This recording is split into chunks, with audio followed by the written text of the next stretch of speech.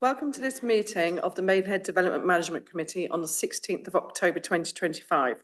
My name is Councillor Shah Martin and I will be chairing the meeting. This meeting is held in person via Zoom and streamed live to the public on YouTube. I remind all attendees that participation in the meeting indicates consent to the audio and video being streamed live and acknowledgement that after the meeting it will continue to be available in the public domain. We're not expecting the fire alarm to sound this evening. However, if it does, may I ask you to leave in an orderly fashion and rendezvous across the road outside of the library next to the fountain. Firstly, it would be useful if all voting members and officers could introduce themselves so that the public are aware of who is in the meeting and the role they are undertaking. So I'll start with myself. I'm Councillor Shah Martin. If I go to my left, thank you. Please turn on your mic, please, sorry. Maria Vasiliou, Senior Planning Officer. Adrian Waite, Assistant Director of Planning. Di? Sorry, just turn on your mic, please. On your. Just press it. There we go. Diana Miller, Legal Services. Councillor Leah Waters, a member of the panel. Okay. Councillor Jeff Hill, voting member of the panel. Councillor Helen Taylor, voting member of the panel. Councillor Kashmir Singh of Riverside, voting member of the panel. Hello, good evening. Councillor Gurj Singh, voting member of the panel. Good evening, everyone. I'm Councillor Jack Douglas, also a voting member of the panel. Lawrence Ellis, Democratic Services and clerk to this committee meeting. Thank you. I request that meeting participants do not speak unless I specifically invite you to do so. Once I've invited you to speak, before you do so, please state your name and the capacity in which you are speaking if appropriate. We'll also ask officers to speak at appropriate times. If any individual attempts to disrupt the meeting, I'm able to use the powers in the Constitution to adjourn the meeting or have the individual removed. I would also like to remind councillors that to improve our time and effectiveness as a committee, I'd ask you to please limit the repetition of points or questions which have already been raised by others. Where possible, please put forward all new points or questions which you would like raised during your request to speak. We will now start on the agenda items. Do we have any apologies for absence? No apologies received, Chair. And that brings me on to agenda item 2. Do we have any declarations of interest? No. And next agenda item, are we happy to approve the minutes of the meeting on the 18th and 25th of September? Thank you. Agenda item 4 has been withdrawn, so that moves us on to agenda item 5, which is Holmwood, Briar, Glen, application 25-01485. So if I could hand to Maria to present that item, please. Thank you. Thank you, Chair. The application side relates to a parcel of land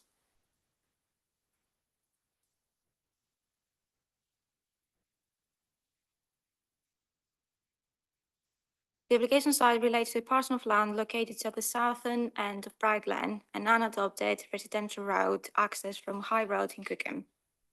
The wider site comprises of 2 residential dwellings, Holmwood and Saleh Bungalow, located at the eastern side of the site, and Briar Cottage, a single-storey property located at the eastern side. The application site is shown on the location plan displayed on the screen. To the north of the site is a single-storey residential dwelling known as Cardale. To the south are 2-storey residential properties located on Gorse Road, with garages and a road, Peyton Gardens, and Peyton Gardens to the east and west, respectively. The application seeks planning permission for the construction of a replacement dwelling and associated landscaping following demolition of Holmwood. This site shows the proposed dwelling and the site layout. This slide shows the proposed floor plans, whereas this side shows the proposed elevation plans. And this is the proposed cycle. Moving on to some photographs. This slide shows Holmwood, the existing dwelling on site. This photograph shows the views from the rear of the existing dwelling towards the neighbouring properties along Gorse Road and Cardell. The location from where these photographs were taken is highlighted on the location plan on the screen. These photographs show views from the rear of the application site towards Briar Woods, located to the west, as well as views towards Peyton Gardens and Cardell.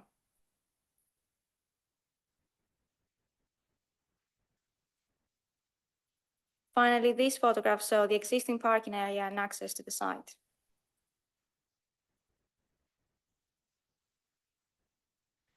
The panel's attention is drawn to the update report in relation to this application. Furthermore, following its publication, a further letter has been received which reiterates the author's views regarding the need of the suggested conditions. In summary, the proposed development will be of a form which will be in keeping with the character and appearance of the surrounding area, will not result in unacceptable harm to amenities of the surrounding properties. It will not result in unacceptable harm to the highway safety in the surrounding area. Sorry. Yeah. Furthermore, the proposal will not result in harm to protected species and biodiversity or result in increase to the surface water flood risk. The application is therefore recommended for approval, subject to the satisfactory completion of an undertaking to secure the development as self-built and a B&D fallback position should a disqualifying event occur whereby the development is not delivered as self-built, and the associated sulfur contribution for the development's carbon emission, along with the conditions listed in section 13 of this report. Thank you.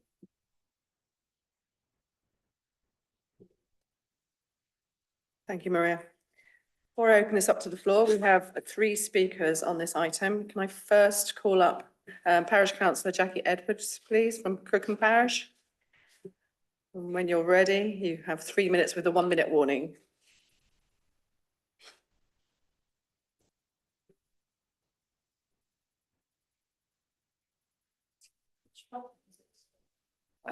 Father right. I think it's right, yeah. Not. My name's Jackie Edwards and I'm speaking on behalf of Cookham Parish Council Planning Committee. This saga has gone on for some years with multiple applications for 3 dwellings on the site being refused. This proposal for one house is much more suitable for the size of the site, which is a modest site, and the situation of the site, which is somewhat raised above neighbouring houses on Briar Glen, many of which are single-storey. However, Cookham Parish Council still has concerns with this application, such as with the height and the bulk of the proposed house, which you should have been able to see from the presentation is larger than the present dwelling. The suitability of the dwelling for its surroundings, potential issues with overlooking. We have concerns with the proposed arrangements for biodiversity enhancements, and we have concerns with access during construction. The recent request of local residents are therefore to be welcomed for additional, stronger conditions on planning permission for the development as follows. No changes to existing levels as set out on the submitted site survey plan. Restriction of rights to insert openings in the flank elevations above the ground floor. Removal of permitted development rights, a construction traffic management plan, and additional wording to ensure that the biodiversity enhancements and surface water drainage details are retained after installation. We're aware that the planning officer's update refutes the residents' requests for stronger conditions, and we trust that the members of the panel are aware that a further email was sent today by residents which reiterates the need for these stronger conditions.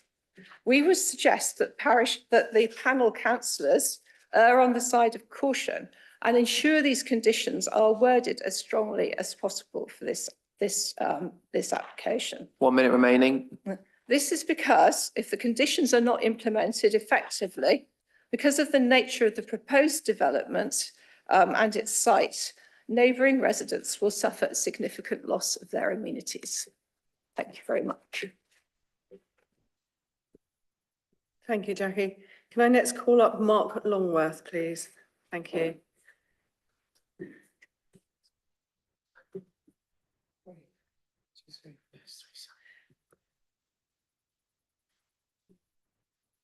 Thank you. When you're ready, you've got 3 minutes with a 1 minute warning. Thank you. Sorry, just press the right one, the right button. Yep.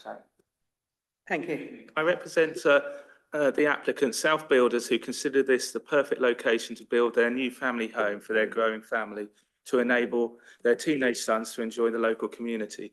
Members will be aware of this site has a long planning history, and many of you will have visited the site on more than one occasion. You will recall that this site is the site of a two-storey chalet bungalow and a bungalow, both of asbestos construction, located in Briar, Glen, a road with a mix of two-storey houses, two-storey chalet bungalows, single-storey dwellings. It's bookended by two-storey masonettes in Gorse Road at high ground level, and the three-storey townhouses in Peyton Gardens built on a much higher level, which completely tower over the rear of the site in the most unneighbourly way.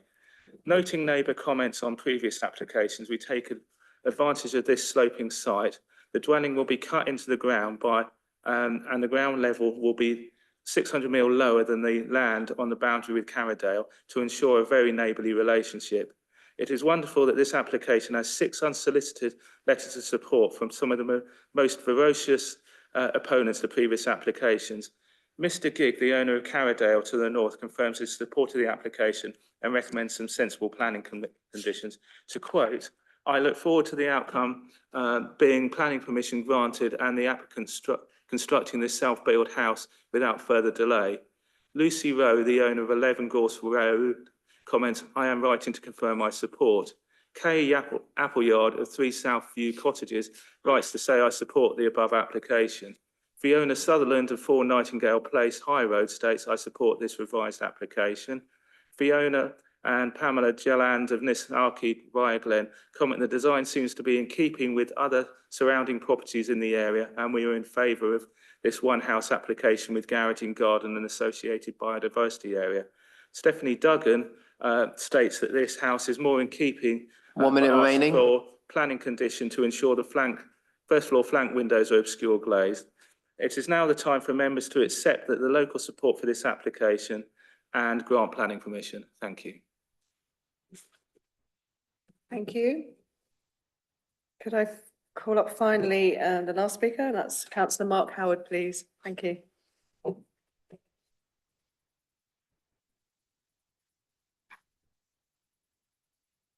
When you're ready, you've got 3 minutes. Thank you.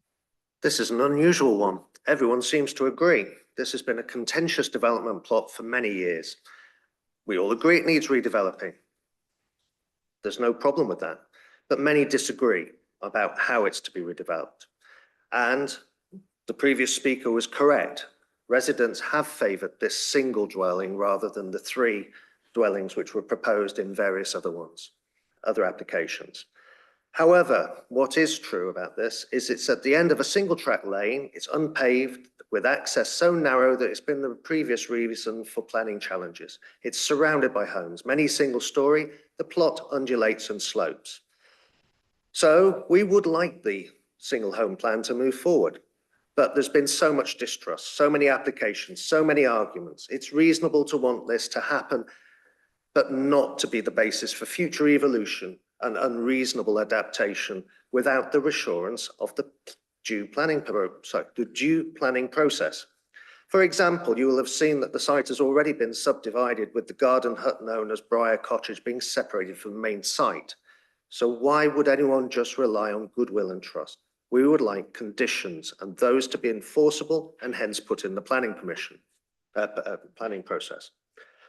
So our residents would like 4 things to happen. 1, the removal of the right of permitted development, especially for the right to insert openings or windows or doors on the ends of the property.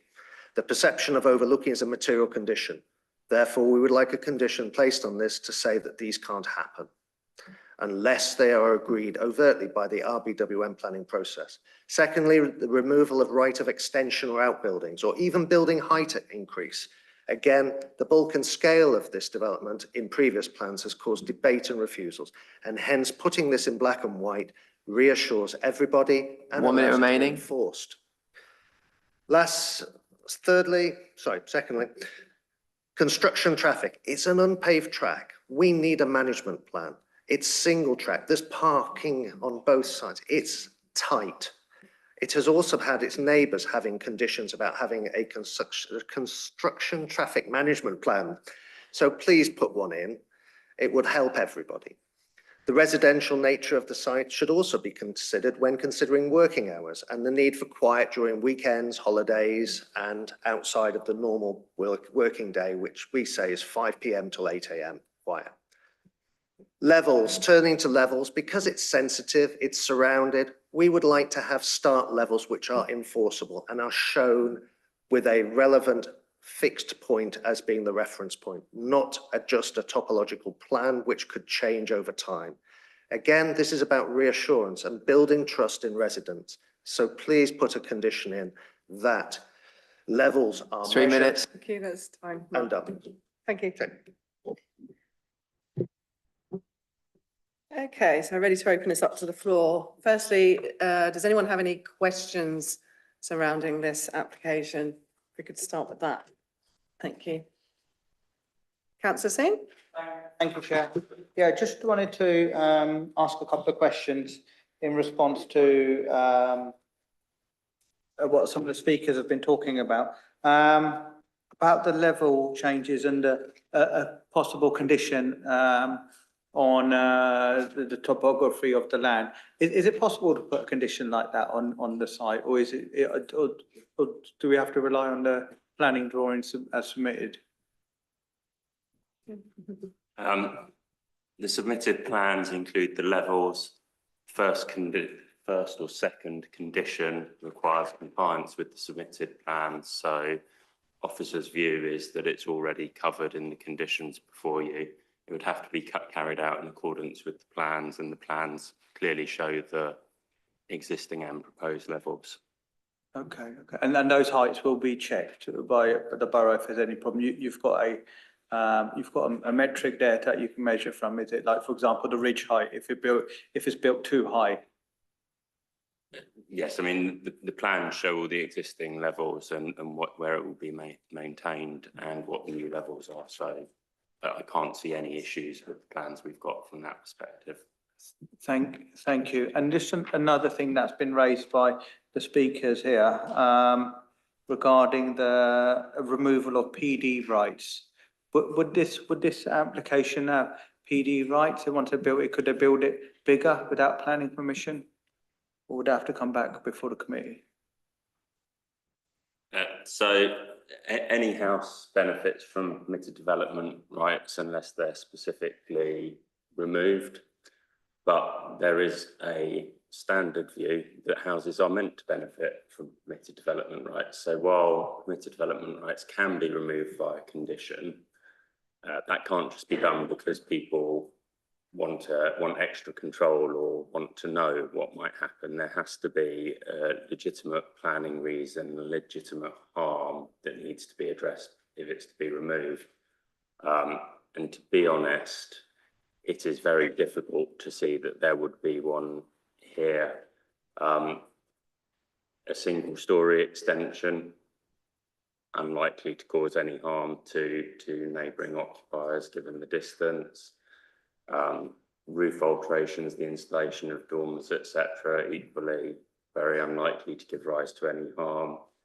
Outbuildings, it would be entirely unreasonable to remove the ability of a house to have a garden shed or the like, unless things were really, really tight. So, I mean, it can be done in certain circumstances, but you would normally only consider doing that on very, very tight plots where effectively the building had already been pushed to the limits on every side of where the acceptable relationships are. And the view of officers on this application is that isn't the case, and we can't see any justification to remove permitted development rights.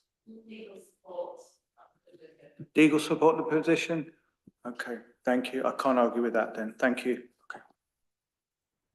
Thank you, Councillor Singh. Councillor Douglas? Sorry, thank you, Chair. Sorry if this is covered already, but is there an existing outbuilding on the site that's going to be demolished as part of the work? There is an existing cardboard Sorry. there is an existing cardboard garage that has already been removed partially at the front. And also the property at the back and another greenhouse are set to be demolished as well. So there's development that is going to be removed from the wider side. Those outbuildings will be demolished around the back, will they? Is that what you're saying? Sorry, just so I got that right. And that area is being set aside for some sort of biodiversity, is it? The plans show some biodiversity improvements, however, they are outside the red line, so they don't form part of this application. So we're not actually consenting or otherwise considering them No, today, they're but just we informative. are not approving any kind of development on that side, on that section of the site. Thank you. Thanks, Brian. Thank you. Councillor Walters, please. Chairman, is there any additional news apart what's in the report as regards the surface water drainage, which appears to be contrary to the NPPF, section 14? To refer to the officers on that one, Councillor Walters. About the drainage.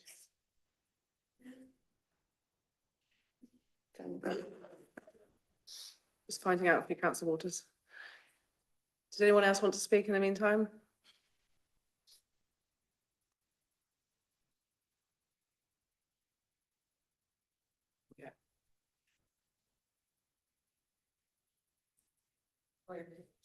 Surface drainage water is covered by the conditions. This condition.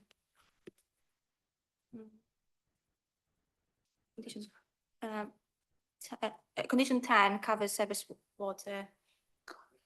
Condition 10 covers surface water. Condition 10, Councillor Walters, covers surface water. It's a ground for refusal, isn't it? No. That's right, isn't it?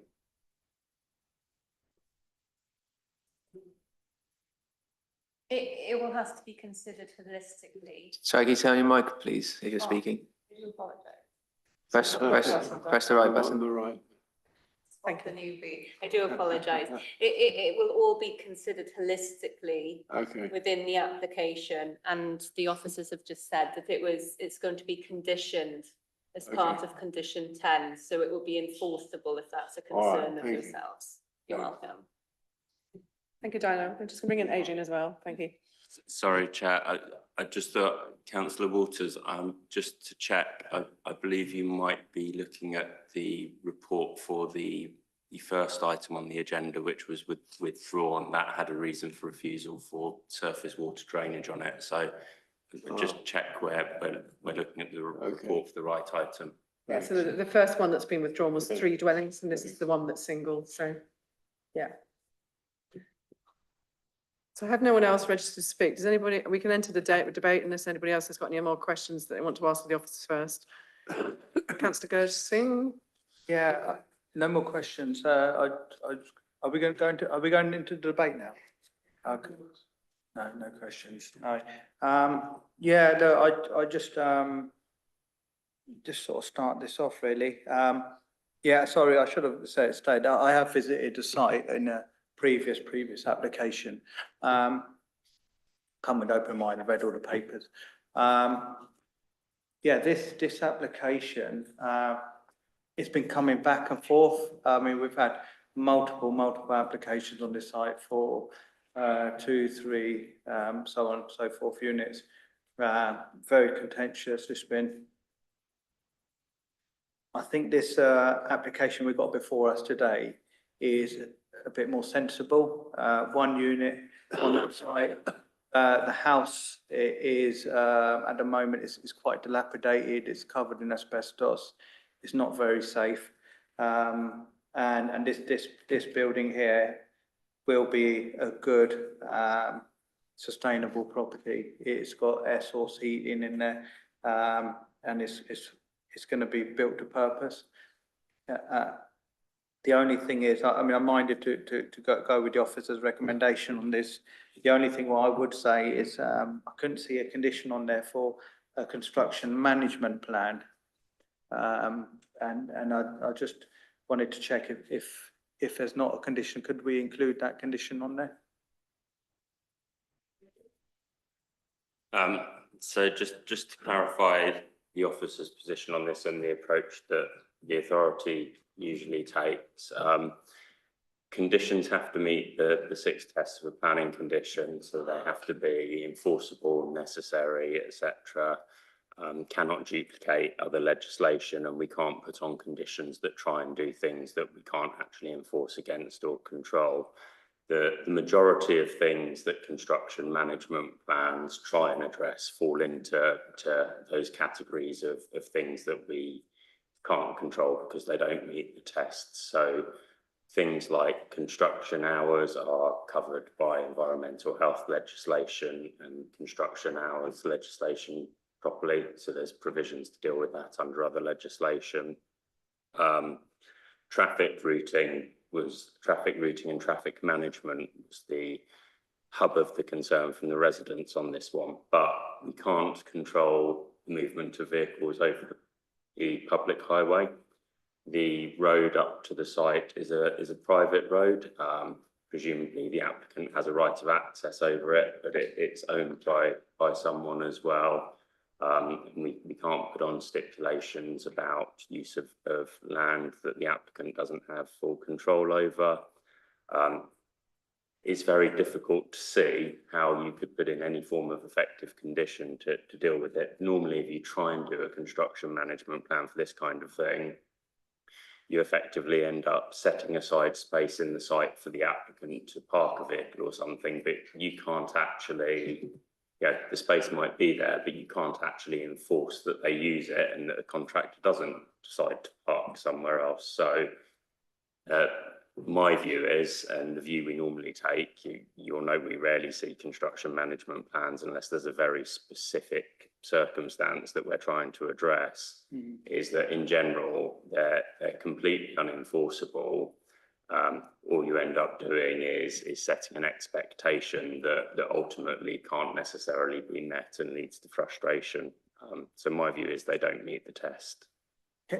Is there any way we can put in any sort of informative in the decision where we can request that they could seek to have some sort of communication point with residents living in the street or nearby, or some sort of recommend that they sort of look at considerate contractors or anything like that?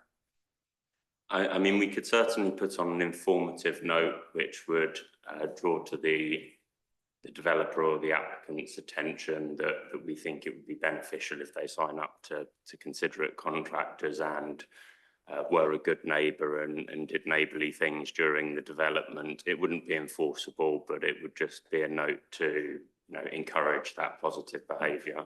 Yes, thank you. Yeah, that would be, thank you. I'd definitely like to recommend something like that because, like I say, this application is a textbook application where we've had continuous applications, and the applicants obviously learn, and they've amended and changed the scheme to something that's more suitable for the area.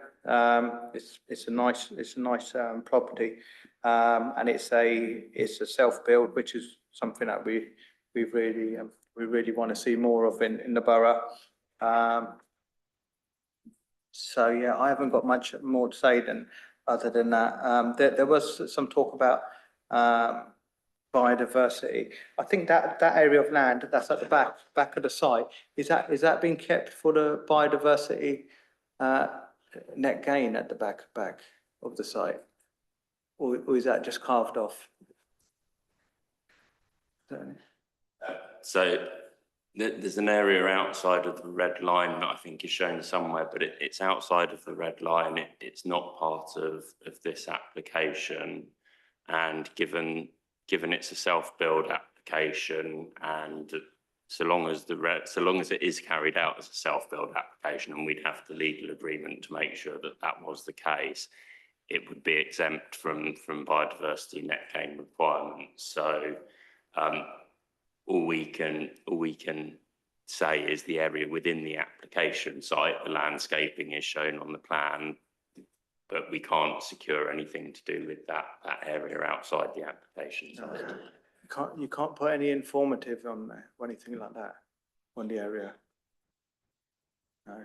I mean, an informative wouldn't really serve any purpose. It's a separate parcel of land, and yeah, it's not part of this application, so we can't try and require them to do something that isn't part of this application on a different parcel of land. Sorry, Diana, microphone, please. Sorry, thank you. Restricted to what's inside the red line only, Okay, and they've done their best and secured conditions within the red line. okay, no, that's fair enough. I just thought it would have been nice to just see if we could have gone outside the line and trying to get some sort of biodiversity net gain, but anyway, yeah, I think that it's as good as it's going to get here, so I'm fine with that. Thank you. Thank you, councillor Singh. Councillor Taylor, please. Thank you. This is obviously one of those applications that has been going on for a while, and the previous applications for 3 dwellings were clearly not suitable for this plot. So it's nice to see that it's come in on something a bit more suitable. I understand the restrictions we have in putting conditions on, given that it's a private road, etc. I would back councillor Singh in asking for an informative, just to state that the panel understands that they can't enforce, we can't legally enforce anything, but we want to be clear that we would expect the developer to be in communication with the residents to ensure that there's no, that there's no issues, because that's a very tight road. It's a single track and people are going to be parking, and we finally got to a point where it's a decent application. We don't want to then mar it with, things happening afterwards. The only thing I would like to say is I don't see anything in the conditions about working hours, like the standard construction hours. Can we have that put in so that we're not in a situation where things are going on all day Saturday, all day Sunday, and at 6 o'clock in the morning? So as I mentioned earlier, construction hours and working hours on construction sites are subject to separate regulatory control under the Environmental Protection Act. So for a construction site, if there is a need to specify hours, that can and should be done via an appropriate notice under the Environmental Health Act. So the control is there and we don't duplicate it through the planning system generally. We could put on an informative note as we suggested for the construction management plan, but a condition that tried to duplicate other legislation wouldn't meet the test. And what tends to happen if you do try and put it on is people contact the wrong teams, and actually we end up being worse at resolving issues for residents because it goes to the wrong council team and takes us longer to resolve than if it goes to the right place to start with. I mean, if we could put those 2 informatives on, one with the what we've previously mentioned and that councillor Singh has mentioned, and to do with what we've just discussed, just so that it's noted on the application, because residents have obviously brought it to our attention and we want to acknowledge that we've had that discussion. I would be happy to put a motion down to approve. Thank you, councillor Taylor. So that was the considerate contractors and the working hours informative. I think that's those 2, wasn't it? Yes. Thank you, councillor Taylor. Councillor Walters, please. These self-build applications, the undertaking has to be done by a legal agreement, is it not? Is that right? I'm not very familiar. Self-build has to be undertaken by a legal agreement. Yeah, I mean, the undertaking to self-build has to be done by a legal agreement, I believe, because you can't just say they're self-building. They really have got to self-build it and live in the thing themselves, haven't they? And maybe I could bring Diana in on that one, or Adrian. Adrian? Yeah, It's covered in the recommendation. So the recommendation is to grant planning permission on the satisfactory completion of an undertaking to secure the development as self-build, and the fallback position should a disqualifying event occur. So effectively that's saying there will be a legal before we grant the planning permission or issue the decision, there would be a legal undertaking that it will be self-build, and also securing the kind of fallback position. So if for whatever reason it isn't self-build, or it's built as self-build but then sold on within the relevant period, to ensure that the planning gain that would normally have been required if it wasn't self-build is still secured in those circumstances. So that's covered in the recommendation. Okay, it's quite a palaver though, isn't it? It's a bit more than it sounds, I believe, isn't it? I'm not very familiar with it. It does get a little bit complicated because there are things that self-build development is exempt from that normal development would have to provide, so that there are slightly different tests and things we have to secure, but we've done that in this case. Yeah, the applicant himself doesn't build it. It could be done obviously on behalf by another builder, and all that. Yeah. Thank you. Thank you, councillor Waters. Can I go to councillor Hill, please? Thank you very much, Chairman. I'm just going to second councillor Taylor's motion to support the officer recommendation to approve.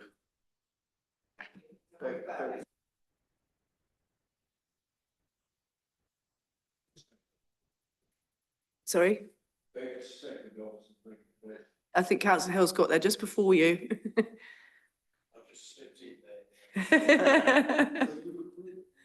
No, it's councillor Taylor proposed it already, and yeah. Thank you though, councillor Waters. Are you happy with those conditions as well, councillor Hill? Yeah. Thank you. Thank you. I've only got two more speakers on the screen. That's councillor Douglas, followed by councillor Casimir. If we start with councillor Douglas, please. Thank you, Chair. Yeah, I mean, that I think sounds good to me, but I just want to double check a couple of points on the biodiversity. In the design and access statement talks about the SPD, the sustainability SPD, and the requirement. I know the B&G is obviously exempt for self-build, but there is a requirement still to demonstrate net gain because of the sustainability SPD. So just a question on what's going on there, because we're going to have a legal agreement, aren't we, to secure that? That's 10.34. But the design and access statement, I think it's saying that the B&G, the net gain will happen on the neighbouring parcel of land. Have I got it right that we can't? This is outside the red line, so we can't actually mandate that the B&G is achieved on that site. But we should just take the design and access statement as a potential location for that net gain, and the legal agreement would just secure the fact that there will be a net gain, but not the location. Is that right, Adrian?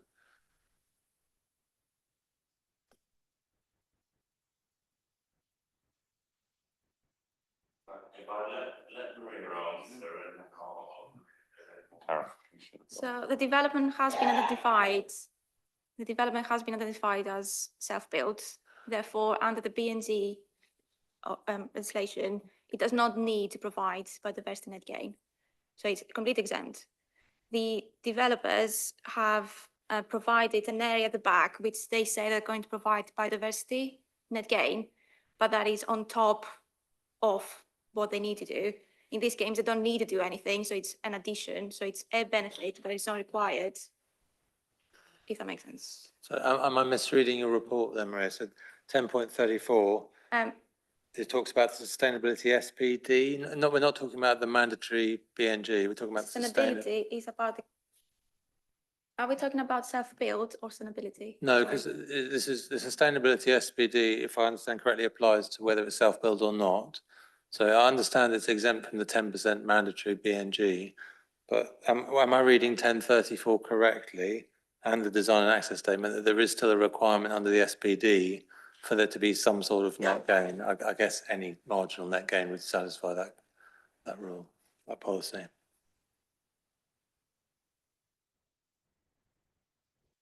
While you look at that, Maria, I'll bring Kashmir Singh in quickly, if that's okay.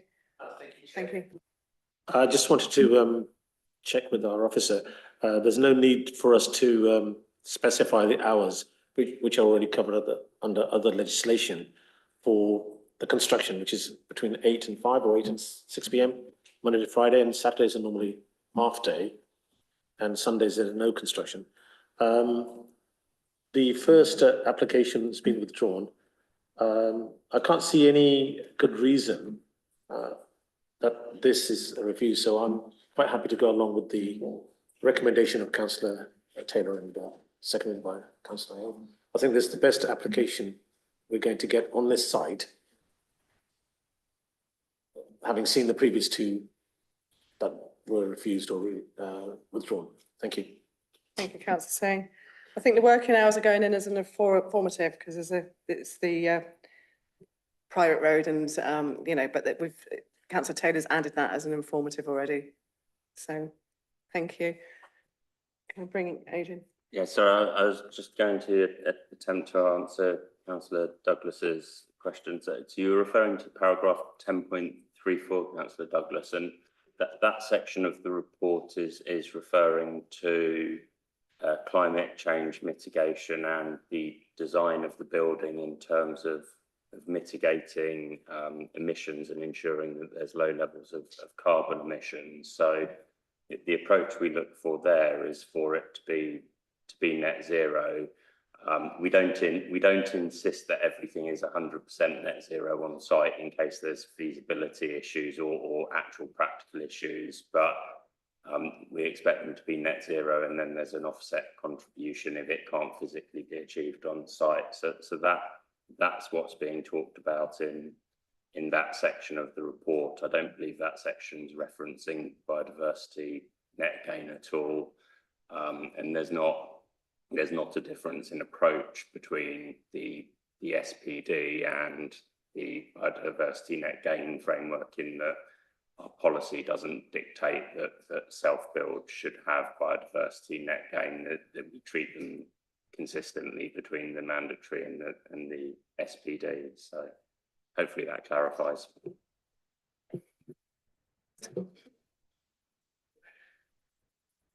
Thank you. Yeah, I mean, that's perfectly clear. Basically, what you're saying is the design and access statement is inaccurate when it says we need the net gain because of the SPD, and that's fine. I take that. So it doesn't matter. I mean, that's supplied by the applicant, and if it's not a policy issue, then we can just ignore that.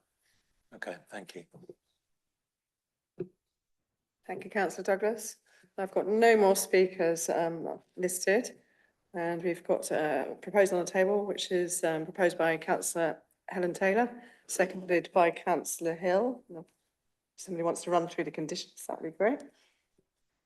Can officers confirm the two conditions that have been added to the motion?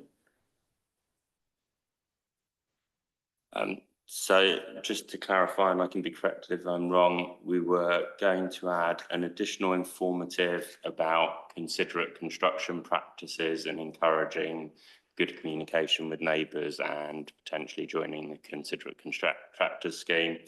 And we were going to add an additional informative note, just clarifying what the normally acceptable construction hours are. I haven't got anything else noted, so if I've missed anything, then. Councillor Singh? The construction hours, maybe you could put in there, no noisy works or something like that, outside construction hours. I mean, I know we don't, you're duplicating, but I think that would be the issue that the residents would be concerned about, the noise out of hours. I know they can do the quiet works in the building. And we would effectively put an informative note on that took the relevant advice from the environmental health section of the council's website, but effectively the hours are a certain hour, and the reference is no noisy works, i.e. works that are audible at the boundary or other neighbouring properties. So, you know, you could do your painting inside the house that isn't making any noise, but you couldn't get your jackhammer out and start pelting away outside the hours and outside the house. No, thank you. Is that okay, Councillor Taylor? Yeah, thank you. Thank you very much, because I think it'll carry more weight if it comes from the head of the planning, because obviously you are the man with the power here in the borough, so it'll carry weight. Thank you. Thank you, Councillor Singh. Are we happy with that, councillor Taylor? Councillor Hill? Okay, I think we're good to go to the vote. Thank you. Okay, everyone. So a motion on the table is proposed by councillor Taylor and seconded by councillor Hill. The motion is to permit planning permission in line with officer recommendation, to grant planning permission on the satisfactory completion of an undertaking to secure the development as self-build and fallback position should a disqualifying event occur, with the two added conditions as outlined by the officers. So we'll be using the electronic voting system. So once I start the votes, the options will appear on your microphones. So just simply tap whether you're for, against, or abstain from this motion. Just give me a sec.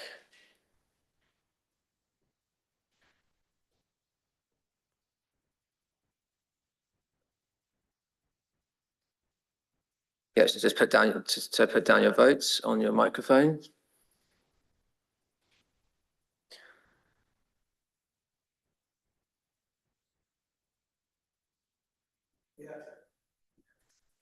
Vote on your micro.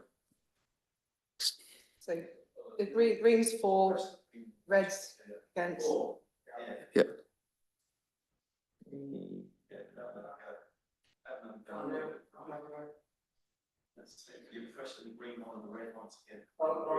Just one. Yeah. Are we happy with that?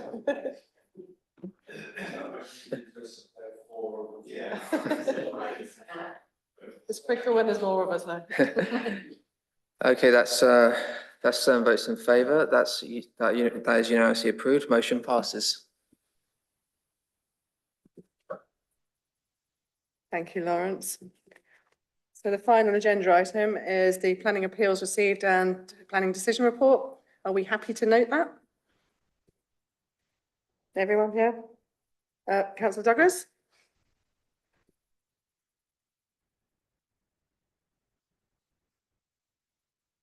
Has this got the appeal, the recent one where we were awarded costs, isn't it? Tectonic Place?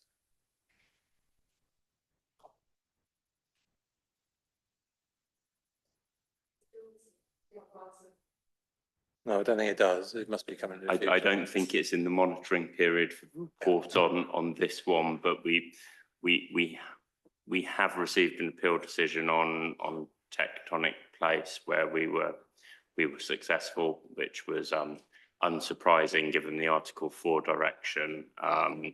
We did seek an application for an award of costs because we felt that it was a complete waste of time because it was effectively the permitted developments had been removed, so there was no possibility of the appeal being successful, and we were awarded costs. So I do think that is relevant because I know we've had discussions previously where members have asked about why we don't seek costs more often, and my response has been that we do and will when it's appropriate, but the tests for the local authority receiving costs and developers are quite different. So our bar is a bit higher, but I just think it is relevant to mention it in that context. And it was Maria's case, if anyone has any more detailed questions about it. So. Yeah, all I was going to say, Chair, is actually just thank you. Well done to the officers for chucking in the application for course. I know the head of planning's been saying, we've been doing this when it's appropriate, but I think we did also have a hint from the deputy head of planning that sometimes, maybe we could be more aggressive on that. And either way, we won this one, we got the money and, put a marker down. So well done, thank you. Can I just bring in, you can speak, but I need to bring in Councillor Singh first. And then Councillor Waters, you can say it on the microphone. Thank you. Thank you, Chair. I just come back on and comment on that Tectonic Place. I think that's very good work there by officers. I mean, and the committee. I mean, we were pushing for officers to put in claims and put in costs because where we bring these cases, we need to get the money and fill in some of these holes that we've got in terms of finance. So that's very, very good work. I'd just like to say that it was, when I was looking at the application, it was quite tricky because I don't know whether it was, obviously the officers made the decision, but my understanding was that the Article 4 removal came in force on the 30th of January, and that application was approved on the 16th of January. So even though it was already approved, we sort of knocked it out after the Article 4. Is that the situation? So if I can clarify on that, we had a prior approval application, which failed to be determined before the Article 4 came into effect. And in assessing the prior approval application, officers were of the view that some of the standards weren't met. So I think it was some of the space standards which weren't complied with. So a couple of the units wouldn't have been of adequate standard. So the prior approval was refused before the Article 4 came into effect within the timescale.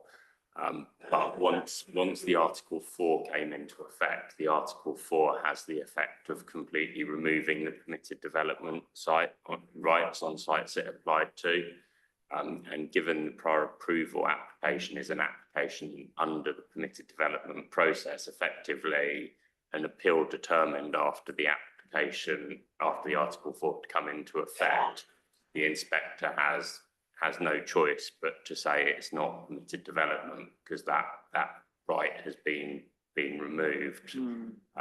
And that's the reason why it was a complete waste of the local authority's time having to prepare submissions, because there was absolutely no prospect that the appeal inspector could do anything other than dismiss it. Because one of the allegations that was made against the borough was that they put their application in good time, and the officers slowed down the planning application so they could put the Article 4 in and knock it out. That was one of the arguments they made to the inspector, I understand. But that was obviously knocked out. That's not the case, was it? No, I mean, it's not the case. They had we did a non-immediate Article 4. So we did an Article 4 with a year's notice before it came into effect. And the reason for that is to give applicants who are legitimately considering doing something under permitted development rights time to actually pursue and explore it before the Article 4 comes in and minimise or negate compensation costs for the council, because there are potential compensation costs. In this case, the developer did put in, and the one that's the subject of the appeal wasn't the first one. They put in a few attempts at prior approval applications, each time with issues or errors. So they'd received an earlier refusal with similar issues in it, and then submitted another application which still didn't fully address the technical issues. So we didn't do anything incorrect as was insinuated. We simply processed the application. It was just that the applicant didn't get their eggs in a row and didn't actually tick all the boxes, so they were refused. If the floor space had been correct, we would have approved it before the Article 4 came into effect, as we would have been required to, but that's not how it turned out. Okay, good work anyway. Thank you. Thank you for the explanation. Councillor Waters. Chair, I'd just like to add my congratulations about that. Hollyport Residents Association, very pleased about that. And that's one in Hollyport, and the other one in Hollyport, I know it goes back a bit, but many thanks once again for what you did on the ITV studio thing at Stratford Estate. Both of those. Thank you, Madam Chairman. Thank you, Councillor Waters. I've got no speakers, so I think that's the meeting closed. Thank you.